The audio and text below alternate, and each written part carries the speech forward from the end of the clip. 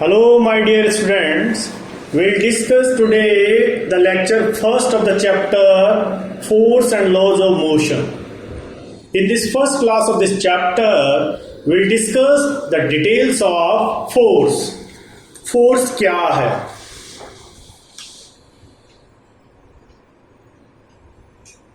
Force क्या है? Force एक फिजिकल क्वांटिटी है that bring out the change in the state of the body. The body in rest, it can be brought to motion. The body in motion, that can be brought to rest. The body that is going in a particular direction, we can change the direction of the motion of the body, or we can change the shape and size of the body, and that is known as force. हम force को देख नहीं सकते, force को हम feel कर सकते हैं bye it's result, bye it's effects. So will go into the definition, और मैं आपको समझाने की कोशिश करूंगा कि how you can feel the force. तो फोर्स क्या है?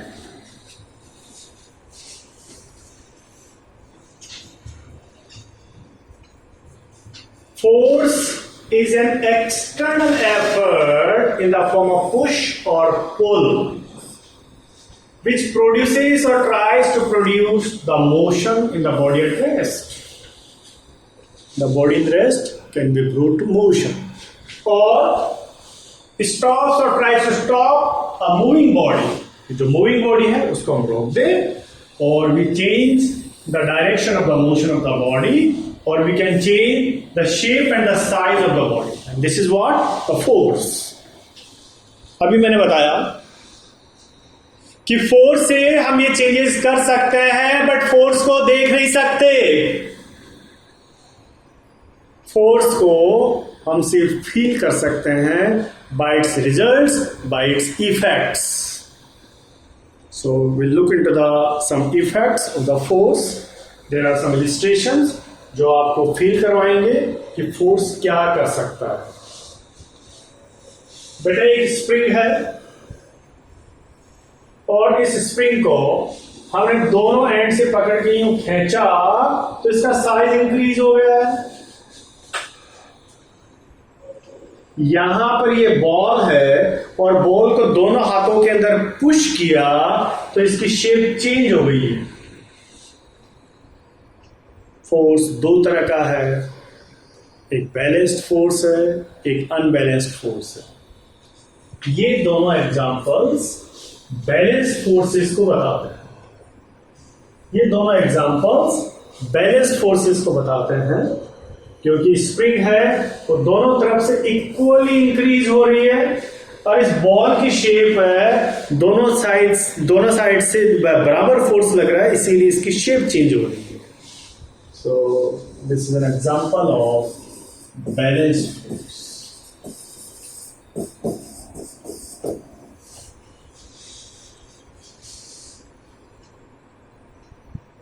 ये लड़का है, इसने बॉक्स को खिसका दिया. बॉक्स रेस्ट में था, और बॉक्स को इस बच्चे ने मोशन में ले आया है. यहां पर ये फोर्स है, और ये एक अनबैलेंस्ड फोर्स.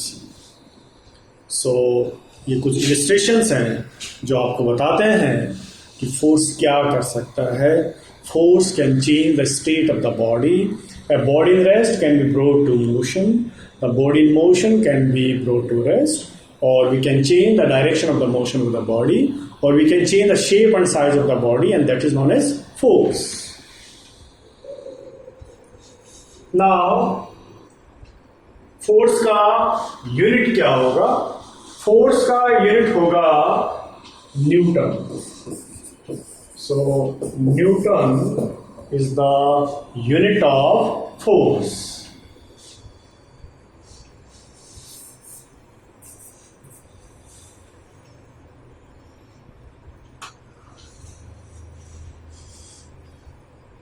Now force है ये दो तरह का है, एक बैलेंस्ड फोर्स है, दूसरा अनबैलेंस्ड फोर्स। बैलेंस्ड फोर्सेस क्या करते हैं? Which maintains the state of the body, वो है balanced force. A body in rest, it remain in rest if the forces are balanced. If a body is going in the constant speed, it will remain in the constant speed. That is because of balanced forces. If the body is going in a particular direction, it will remain in that direction if the forces are balanced. So balanced forces that maintains the state of the body, और unbalanced force वो है जो body का state change कर दे। The body in rest can be brought to motion, the body in motion can be brought to rest, और we can change the direction of the motion of the body. It is possible by unbalanced force. इस nature के अंदर balanced forces के examples आपको कम देखने को मिलेंगे। Balanced forces nature के अंदर पॉसिबल नहीं है। That is because of the force of friction. कि हर एक object, we are walking on the earth, हमारे फीट और अर्थ के सरफेस के बीच में एक फोर्स ऑफ फ्रिक्शन है। गाड़ियां चल रही है, गाड़ियां खड़ी हुई है, तो गाड़ियों के टायर्स और अर्थ के सरफेस के बीच में एक फोर्स ऑफ फ्रिक्शन है। तो इन जनरल बैलेंस्ड फोर्सेस का होना नामुमकिन है। इन जनरल हमारे आसपास जिस फोर्स को हम सबसे ज्यादा यूज करते हैं, जो चलता है, वो अनबैलेंस्ड फोर्स है। Now balanced forces they results in zero accelerated motion. They results in zero accelerated motion, that is the acceleration is not possible by the balanced forces, and the unbalanced forces they results in accelerated motion. We are driving our car in the daily life. हम दिन के अंदर, हम daily life के अंदर traffic चलाते हैं, गाड़ियां चलाते हैं, तो ये सब के ऊपर अनबैलेंस्ड फोर्स लगता है and we have the accelerated motion. कभी हम हमारी स्पीड कम करते हैं, कभी ज़्यादा करते हैं, कभी लेफ्ट चलते हैं, कभी राइट चलते हैं। तो ये हमारा जो है वो एक्सेलरेटेड मोशन है, और accelerated motion is possible by unbalanced forces. Daily life के अंदर हमारा कांस्टेंट स्पीड पे चलना, दैट इज बैलेंस्ड फोर्स का लगना, जीरो एक्सेलरेटेड मोशन का होना, ये पॉसिबल नहीं।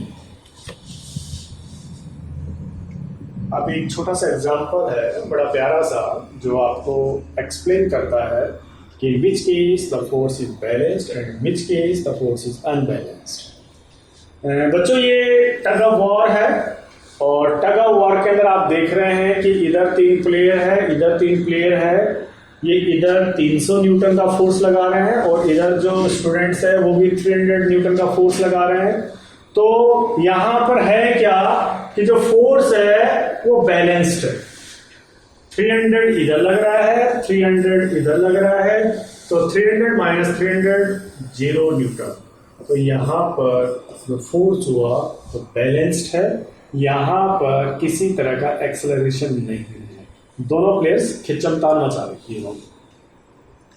सेकंड एग्जांपल के अंदर देखेंगे कि लगता है इन्होंने दूध बादाम ज्यादा पी लिया है, खा लिया है, तो इन्होंने 400 न्यूटन का फोर्स लगा रहे हैं, और ये बेचारे सुबह चाय पी के आ गए हैं, ये 300 न्यूटन का फोर्स लगा रहे हैं। तो हो क्या रहा है कि जिधर फोर्स ज्यादा होगा वो टग ऑफ वॉर के अंदर जीत जाएंगे, so they will be the winners and they will be the losers.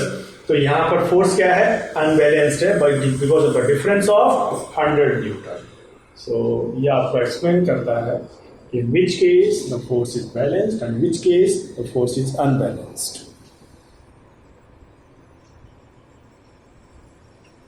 This is Galileo Galilei experiment. Galileo Galilei experiment क्या है? Galileo Galilei experiment है, ये आपको बैलेंस्ड फोर्स और अनबैलेंस्ड फोर्सेस के बारे में बताता है। तो यहां पर ये एक इंक्लाइंड सरफेस है, ये इंक्लाइंड सरफेस है, ये वाला एंगल थीटा है और ये वाला एंगल थीटा 1 है।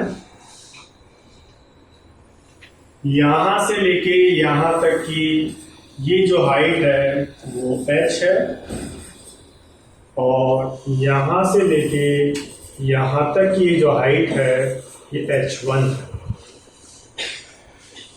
यहां से लेके यहां तक का डिस्टेंस s है और यहां से लेके यहां तक का डिस्टेंस s1 है। और ये जो सरफेस है, इस सरफेस के ऊपर हमने पाउडर लगा दिया है और फोर्स ऑफ फ्रिक्शन को रिड्यूस कर दिया है। साइंटिस्ट गैलीलियो गैलीली ने क्या किया कि इस बॉल को रिलीज किया। ये बॉल जैसे जैसे नीचे आती है उसकी स्पीड इंक्रीज होती चली जाती है, बिकॉज अर्थ का फोर्स ऑफ ग्रेविटी लग रहा है। अर्थ का फोर्स ऑफ ग्रेविटी है लग रहा है, इसी कारण इसकी स्पीड इंक्रीज हो रही है। स्पीड इंक्रीज हो रही है तो एक्सेलरेटेड मोशन है, और एक्सेलरेटेड मोशन है तो ये एक अनबैलेंस्ड फोर्स को बताता है। अब है क्या कि हर एक बॉडी है वो अपनी नेचुरल फॉर्म में रहना चाहती है। बॉडी रेस्ट में है तो रेस्ट में रहना चाहती है, बॉडी मोशन में है तो मोशन में रहना चाहती है, बॉडी जिस हाइट पे है तो उसी हाइट पे रहना चाहती है। ये किस तरह से गैलीलियो गैलीली ने एक्सप्लेन किया कि इस बॉल को रिलीज किया, ये बॉल आके स्पीड से यहां आके गिरती है और जब इसको दूसरा यहां पे एक इंक्लाइंड सरफेस मिला तो ये बॉल है ऊपर राइज होना शुरू हो जाती है। जब राइज हो रही है तो यहां पे स्पीड डिक्रीज हो रही है, बट यहां पर जो फोर्स है वो अनबैलेंस्ड है और इसकी स्पीड डिक्रीज हो रही है तो ये एक्सेलरेटेड मोशन है। इस केस में इसकी स्पीड इंक्रीज हो रही है तो एक्सेलरेटेड मोशन है, इस केस में इसकी स्पीड डिक्रीज हो रही है तो एक्सेलरेटेड मोशन है। And if there is a accelerated motion the forces are unbalanced. तो बॉल यहां से यहां आ रही है, ये अनबैलेंस्ड फोर्स है, बॉल यहां से वहां जा रही है, ये अनबैलेंस्ड फोर्स है। अब देखें कि ये वाली हाइट h है और ये वाली हाइट h1 है, दोनों बराबर है। बॉल को जिस हाइट से रिलीज किया उतनी हाइट पे वो जाना चाहिए। अब है क्या, इफ दिस एंगल थीटा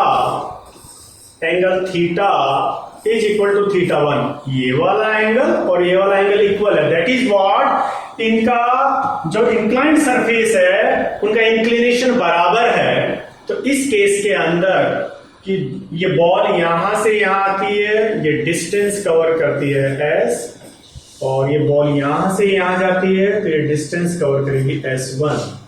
तो बच्चों होगा क्या कि if the angle theta is equal to theta 1, ball को जिस हाइट से रिलीज किया था उस हाइट को अटेन करने के लिए जो इधर आएगी ये वाला डिस्टेंस और इधर जाएगी ये वाला डिस्टेंस, तो डिस्टेंस कवर दोनों केसेस में बराबर होगा।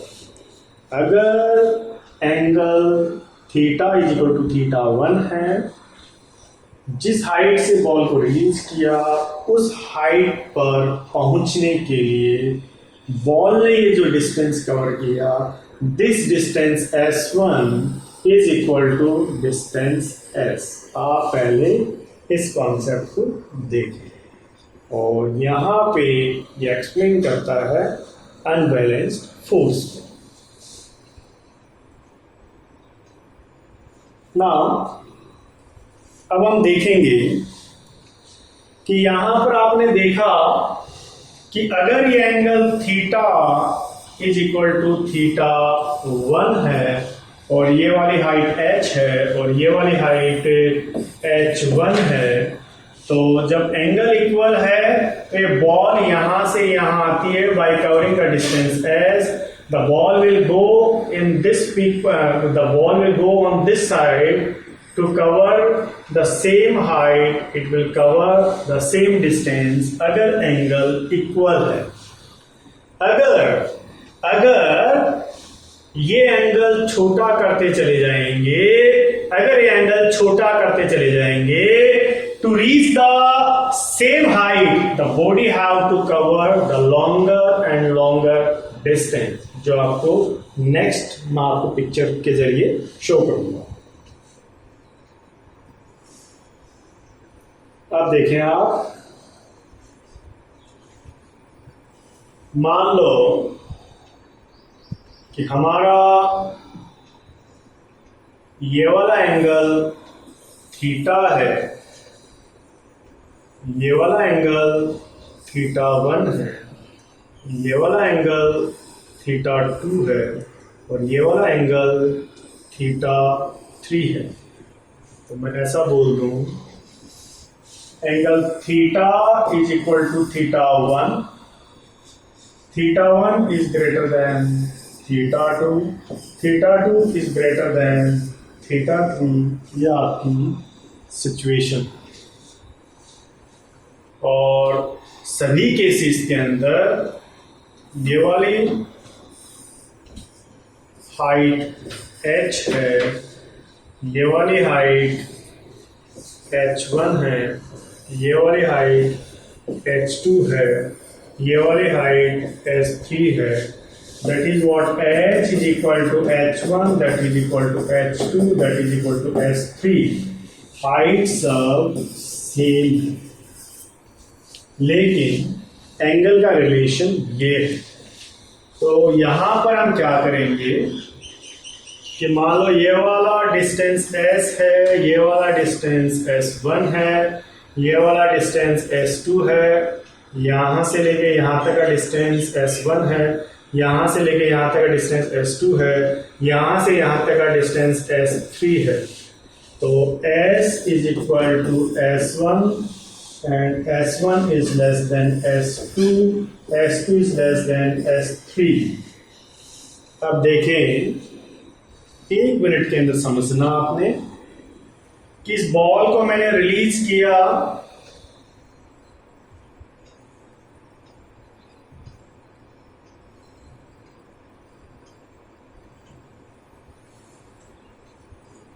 इस बॉल को मैंने यहां से रिलीज किया, ये बॉल आती है नीचे by increasing speed. So this is the accelerated motion, that is because of unbalanced force.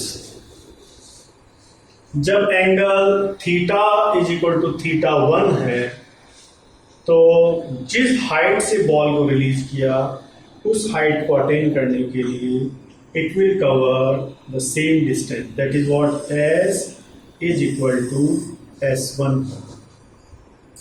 अब हमने situation, this is situation 1, the situation 2। Situation 2 के अंदर एंगल थीटा 2 है, angle theta 2 is made less than theta. इस case में हमने ball को release किया, the ball will cover the longer distance to achieve same height।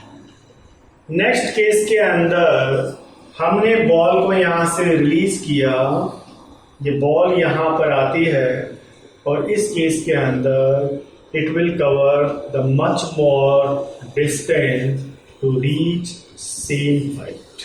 तो अगर हम एंगल कम करते चले जाएंगे तो बॉल को जिस हाइट से रिलीज किया है उस हाइट पे पहुंचने के लिए, उस हाइट पे रीच करने के लिए the ball have to cover the longer and longer distance. तो ये एक्सप्लेन करता है कि एक बॉडी जहां पर है वो वहीं पर रहना चाहिए, ये उसका नेचर एक्सप्लेन करता है। इन सभी एक्टिविटीज के अंदर जो फोर्स जो लग रहा है वो अनबैलेंस्ड फोर्स है। यहां से बॉल नीचे आ रही है, स्पीड इंक्रीज हो रही है, और यहां से ऊपर जा रही है तो बॉल की स्पीड इंक्रीज हो रही है। तो if the forces are unbalanced there will be accelerated motion. हमारा लास्ट पॉइंट है कि इस बॉल को इस हाइट से हमने रिलीज किया and the surface is made horizontal. हमने इस सरफेस को हॉरिजॉन्टल कर दिया। मैं एक बार सारे आपको ये पॉइंट से रब कर रहा हूं और आप इसको यहीं से समझने की कोशिश करना कि अब हमने क्या किया है, इस बॉल को यहां से रिलीज किया, बॉल यहां से यहां आती है विद इंक्रीज स्पीड, इस केस में ये एक्सप्लेन करता है unbalanced force. And if this inclined surface, the surface is not inclined, it is made horizontal, और इस पर फ्रिक्शन कर देंगे 0, तो बॉल है वो चलती रहेगी, रोल करती रहेगी लाइफ टाइम. क्यों? To reach same height. But same height को रीच करना पॉसिबल नहीं है, क्योंकि यहाँ पर एंगल थीटा वो हमने कर दिया 0 with the horizontal component of the earth. तो इस केस के अंदर the ball will keep moving with a constant speed with a 0 accelerated motion. तो ये एक्सप्लेन करता है बैलेंस्ड फोर्स. तो ये एक्सप्लेन करता है यहां पर बैलेंस्ड फोर्स. लेकिन क्या नेचर के अंदर बैलेंस्ड फोर्सेस का होना कॉमन है, पॉसिबल है? नहीं है, क्योंकि बॉल और अर्थ के सरफेस के बीच में फोर्स ऑफ फ्रिक्शन होगा, और इस फोर्स ऑफ फ्रिक्शन को कम होने के लिए we have to apply a force and that will be unbalanced force. तो यहां पर एक कंडीशन दी है कि if the surface is made frictionless, angle theta is made 0, then the ball will keep rolling through the line to reach same height. But ऐसी बातें practically possible नहीं है. साइंटिस्ट गैलीलियो गैलीली ने फोर्स के nature के बारे में explain किया कि in which case the forces are balanced and in which case the forces are unbalanced. So the balanced forces they results in 0 accelerated motion, and the unbalanced forces they results in accelerated motion. Chapter हमारा है force and laws of motion. Scientist Galileo Galilei ने force के nature को अच्छे से explain किया, और Galileo Galilei experiment से ही साइंटिस्ट न्यूटन ने कॉन्सेप्ट लिया, and that resulted into the formulation of Newton's first law of motion. So this is all about the force and its types. तो बेटा ये आपका फोर्स एंड फोर्स के type, Galileo Galilei experiment. थोड़ा सा एक डिफरेंट कॉन्सेप्ट है. Generally बच्चे गैलीलियो गैलीली एक्सपेरिमेंट के ऊपर ध्यान नहीं देते हैं. मैंने इसको बड़ा अच्छे से डीप में जाकर एक्सप्लेन करने की कोशिश करी है, ताकि बच्चों का फोर्स के नेचर के बारे में कॉन्सेप्ट क्लियर हो.